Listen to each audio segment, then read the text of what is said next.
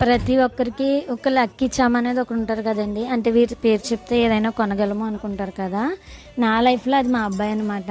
వాడి పుట్టిన దగ్గర నుంచి వాడి ప్రతి బర్త్డేకి ఏదో ఒక వస్తువు కొంటూనే ఉన్నాము. వాడి పుట్టినప్పుడు మా బావ నాకు నెక్లెస్ కొన్నాడు, గోల్డ్ ఇయర్ రింగ్స్ కూడాను. తర్వాత నెక్స్ట్ బర్త్డేకి ఇయర్ రింగ్స్ తీసుకున్నాము.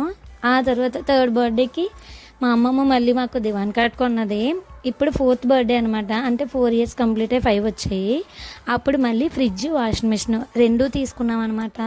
ఆల్రెడీ వాడి బర్త్డే మే 4న అయ్యింది. ఎవరికి వీడియో పెట్టలేదు అప్పుడు అవ్వక.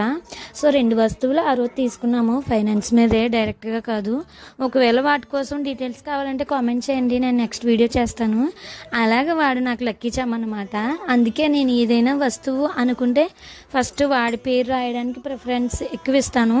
నాది రాయను, మా బావది రాయను, మా పాపది కూడా రాయను. అలాగే నా కొడుకు నాకు గోల్డెన్ చాము. మీ లైఫ్లో ఎవరున్నారో కామెంట్